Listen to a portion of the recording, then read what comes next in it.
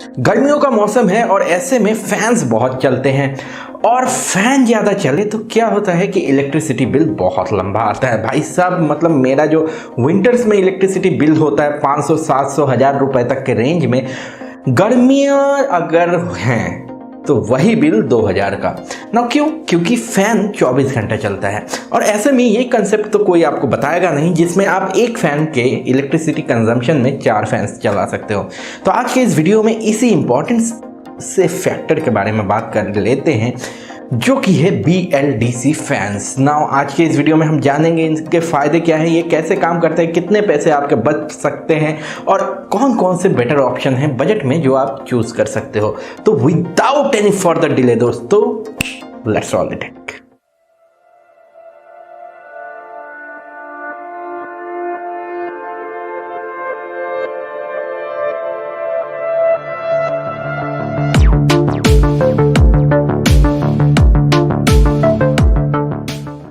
Video को शुरू करें इससे पहले एक छोटा सा रिक्वेस्ट करना चाहूँगा। आप सभी ने बहुत प्यार दिया और ऐसे में हम लोगों ने 10,000 सब्सक्राइबर रीच कर लिया है। बहुत जल्दी इसको 50,000 कर लेते हैं यार। इससे मतलब चैनल में और थोड़ा ग्लैमर आ जाएगा क्योंकि बहुत सारे स्पॉन्सर्स मिलने लगेंगे, फिर इन्वेस्टमेंट हो पाएगा, एक आध हेल्प के लिए एडिटर वगैरह रख पाऊँगा।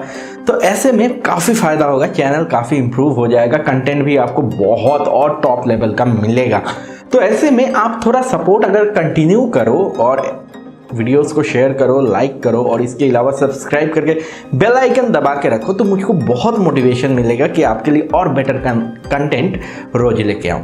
ना बात कर लेते हैं BLDC फैंस के बारे में। वैसे दोस्तों हम सभी तो जानते हैं सीलिंग फैंस। ना सबसे पहले बात करते हैं कि सीलिंग फैन में क्या ड्रॉबैक्स हैं। तो दोस्तों सीलिंग फैन अगर आप यूज़ करते हो ऐसे में आपको बहुत सारे प्रॉब्लम्स झेलने पड़ते हैं। जैसे आपको वायरिंग के टाइम पे बोर्ड में एक रेगुलेटर लगाना पड़ता है इलेक्ट्रिसिटी बोर्ड में, जिससे आप उसको रेगुलेट करोगे, उसका स्पीड कंट्रोल करोगे, राइट। इसके अलावा जो आपका फैन है वो रिस्पॉन्स करता है आपके पावर इनपुट को। मतलब आपका पावर इनपुट अगर कम है, अगर 240 वोल्ट से कम है, मान लो 190 वोल्ट है, तो उसी हिसाब से वो फैन घूमेगा। और अगर ज़्यादा है, 240 वोल्ट है, तो बहुत ज़्यादा स्पीड में घूमेगा। तो ये एक कॉम्प्लिकेशन आपको आ जाता है। इसके अलावा जो एक प्रॉब्लम है, जो इसका कैपेसिटर होता है वो हर साल अगर कंटिन्यूअस यूज़ कर रहे हो, हर साल दूसरे साल बदलना पड़ता है। इसके अलावा और एक सबसे बड़ा प्रॉब्लम जो आता है वो है कि आपका जो इलेक्ट्रिसिटी कंजम्पशन है वो बहुत ज़्यादा होता है, जिसके वजह से आप इसको नॉर्मल इन्वर्टर पे अगर यूज़ करते हो, अगर 2 फैन 3 फैन चला लेते हो आप नॉर्मल इन्वर्टर सिंगल बैटरी वाले पे, तो ऐसे में आपका जो इन्वर्टर है बहुत जल्दी डाउन हो जाता है और ऐसे में रात भर आपको हो सकता है फ़ैन के बिना सोना पड़े, जो कि मुझको एक्चुअली हो रहा था, जिसके वजह से मैंने अभी फ़िलहाल 2 फैंस ऑर्डर दिए हैं जिनका मैं रिव्यू आप सभी के साथ डेफिनेटली शेयर करूंगा। उसके लिए सब्सक्राइब करके बेल आइकन प्रेस कर देना, 1-2 दिन में आ जाएगा क्योंकि रीच कर चुका है ऑलरेडी। आज ही बना था मैं, लेकिन उन लोगों ने डिलीवर नहीं किया है। तो डिलीवरी मतलब यार दोस्त ही बन गए हैं ये कुरियर वाले, इतना आता है पैकेज। खैर अब बात कर लेते हैं BLDC फैंस के बारे में। तो हम लोगों ने नॉर्मल फैन का समझ लिया ना। देखो नॉर्मल फैन में क्या है, ज़्यादा तामझाम नहीं है। एक कॉयल है, उसके ऊपर एक कैपेसिटर लगा है, उसमें कैपेसिटर में पावर आता है, फिर कॉयल में जाता है, घूमता रहता है, ठीक है ना। BLDC उसी के जगह अगर हम बात करते हैं तो थोड़ा कॉम्प्लिकेटेड है जो चीज़ है। तो यहाँ पे BLDC क्या है, ब्रशलेस DC मोटर ना। यहाँ पे जो मोटर होता है वो DC होता है। जैसे आपने DC इन्वर्टर AC सुना होगा ना, इन्वर्टर AC जो इसमें एक इन्वर्टर होता है, इसी तरह से यहाँ पे एक इन्वर्टर होता है, लिटरली एक सीलिंग फैन में इन्वर्टर होता है। और बेसिकली यहाँ पे क्या होता है, इन्वर्टर में एक SMPS होता है पहले, जो AC को DC में कन्वर्ट करता है। फिर उसके बाद एक माइक्रो कंट्रोलर होता है जो एक सॉफ्टवेयर, उसमें लिटरली सॉफ्टवेयर होता है। जी हाँ, यहाँ पे उसको फैन को घुमाने के लिए कितने स्पीड में कब घुमाना है उस हिसाब से चलाने के लिए यहाँ पे सॉफ्टवेयर एक होता है माइक्रो कंट्रोलर में। इसके अलावा एक इन्वर्टर होता है जो कि आपको यहाँ पे कंट्रोल करता है फैन को कि किस हिसाब से घूमे, क्या घूमे। तो इसके अलावा उसके बाद आता है आपका DC मोटर जो घूमता है।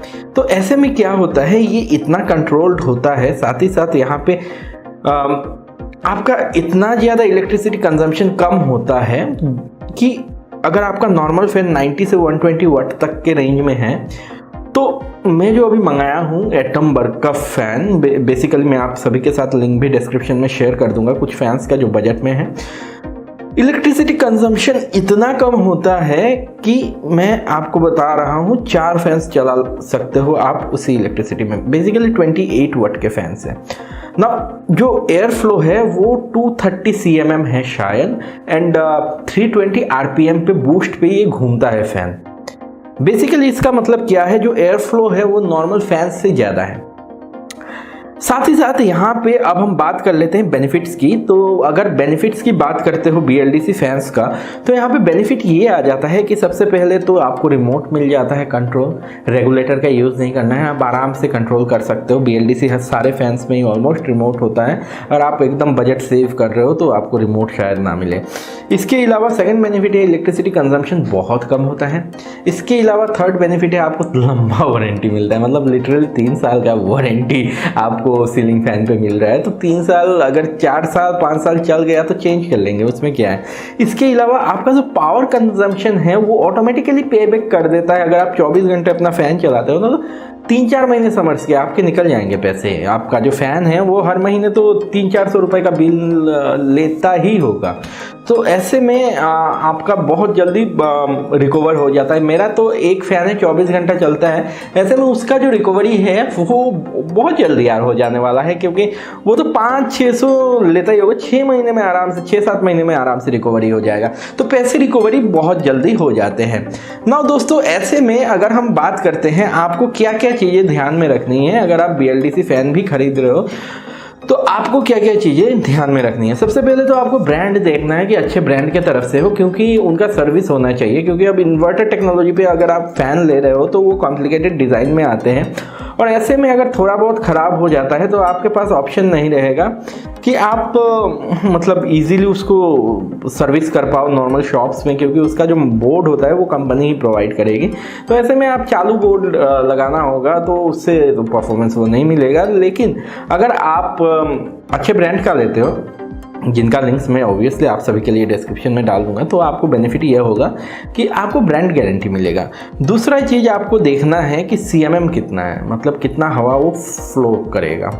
क्योंकि यार CMM अगर अच्छा होगा ना तो आपका जो हीट है वो आप रेजिस्ट कर पाओगे। तीसरी चीज़ ऑपरेटिंग वोल्टेज क्या है, कितने वोल्टेज से कितने वोल्टेज तक वो ऑपरेट कर सकता है विदाउट फ्लैक्चुएशन। मतलब यहाँ पे नॉर्मल फैंस तो चलो स्पीड कमता बढ़ता है, लेकिन वो फैन ना कंटिन्यूसली स्मूदर एक फ्लो आपको देगा, चाहे इन्वर्टर पे हो चाहे पावर पे हो। बेसिकली आपका फ्लो नॉर्मल रहेगा। तो जो मैं एटमबर्ग का यूज़ कर रहा हूँ वो यूज़ नहीं आ रहा है, वो 140 से लेके 240 तक ऑपरेटिंग वोल्टेज है, तो इसके वजह से 140 से लेके 240 तक कोई फ्लैक्चुएशन नहीं देखने को मिलेगा।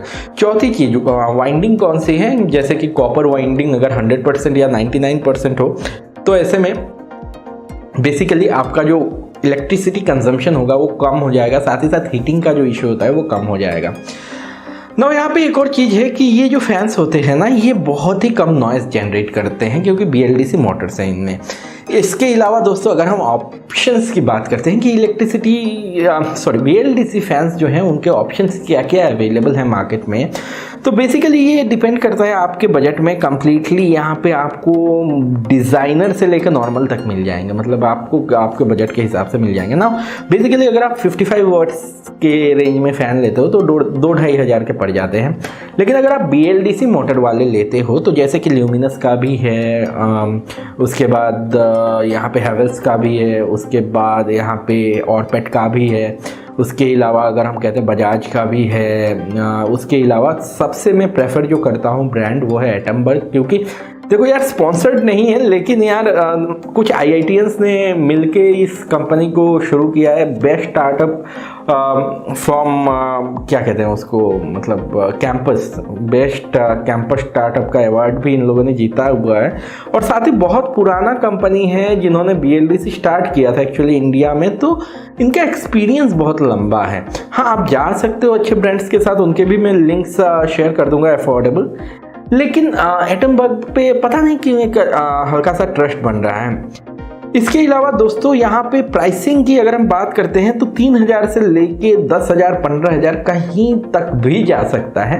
डिपेंड करता है आप कितना अफोर्ड कर सकते हो, आप कितना इन्वेस्ट करना चाहते हो। एक फ़ैन के ऊपर 3 ब्लेड्स वाला सफिशिएंट है क्योंकि एयर फ्लो बहुत अच्छा है।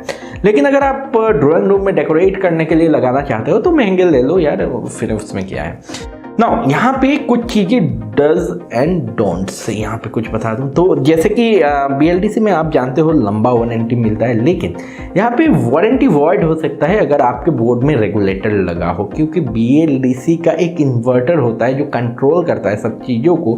ऐसे में रेगुलेटर होने से जो इलेक्ट्रिसिटी का फ्लो है वो मैनिपुलेट हो जाता है, रेगुलेटर कर देता है।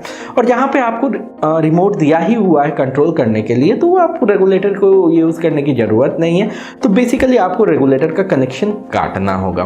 रेगुलेटर होने से एक और प्रॉब्लम आता है जो कि मैंने देखा है, बहुत सारे लोगों ने कंप्लेन भी किया है। रेगुलेटर होने की वजह से जो बूस्ट मोड होता है एटमबग में, जो फैन है उसका जो बूस्ट मोड है, वहाँ पे आपको फ्लक्चुएशन देखने को मिलता है, वहाँ पे आपको हिकअप्स देखने को मिलते हैं। बेसिकली फ़ैन रुकता चलता है या फिर ऐसे कुछ इश्यूज आने लगते हैं, तो आपको रेगुलेटर का कनेक्शन काट लेना है। प्रोज तो हम जानते हैं, इलेक्ट्रिसिटी बहुत कम कंज्यूम करता है और इसके अलावा आपको बहुत पॉकेट फ्रेंडली भी रहता है, बहुत ही जल्दी पैसे रिकवर हो जाता है, साथ ही लंबा वारंटी मिलता है। और कॉन्स बाकी और कुछ नहीं है। हाँ, कॉस्टली है रिपेयर, अगर आपका बोर्ड चला जाता है फिर ऑलमोस्ट आपके मतलब 500-700 हज़ार रुपये उसी पे चले जाएंगे। इसके अलावा सर्विस चार्जेस अलग हैं। और यहाँ पे एटमबग की अगर हम बात करते हैं तो इस कंपनी का, वैसे तो बाकी सारे कंपनी जो क्रॉम्पटन वगैरह हैं, ल्यूमिनस है, उनके तो आपको पैन इंडिया सर्विसिंग मिल जाएगा, मतलब आपको सर्विस घर पे ही मिल जाएगा। गाँव से हो तो सर्विस सेंटर में लेके जाना पड़ेगा, जैसे कि मुझे। इसके अलावा अगर एटमबग की बात करते हैं तो उन लोगों का भी अब पैन इंडिया सर्विस अवेलेबल है, तो इसमें भी आपको कोई प्रॉब्लम नहीं आने वाला। तो obviously these fans are life saviour. और आप इस वीडियो को अपने बाकी के दोस्तों के साथ भी शेयर करो, क्योंकि ये काफ़ी इंफॉर्मेटिव वीडियो है। यहाँ पे बहुत ज़्यादा इंफॉर्मेशन है जो बहुत लोगों को काम आएगा। और ऐसे में हम लोग काफ़ी ग्रीन जा रहे हैं, ऐसे में नेचर को भी सेव कर रहे हैं, साथ ही साथ पॉकेट पे भी हल्का रह रहा है। तो ये वीडियो आगे आप बढ़ा सकते हो, मेरा रिक्वेस्ट भी है। और साथ ही साथ आप भी सोचना यार, लोगों को पता चलेगा तो उनका भी फायदा होगा। तो इसी के साथ टाइम आ गया है वीडियो को ख़त्म करने का। लिंक्स डिस्क्रिप्शन में मैं आप सभी के साथ शेयर कर दूंगा। तो दोस्तों, आशा करता हूँ पसंद आया होगा ये वीडियो, तो एक लाइक एंड शेयर कर देना। और अगर अभी तक आपने सब्सक्राइब नहीं किया तो सब्सक्राइब करके बेल आइकन को प्रेस कर देना, ताकि ऐसे वीडियोस का नोटिफिकेशन आपको सबसे पहले मिल जाए। तो इसी के साथ मिलता हूँ आप सभी के साथ कल सुबह 8 बजे फिर से इसी चैनल पे। Take care of yourself, stay healthy, stay blessed, have a great day, I will see you in next video. Bye bye and see you.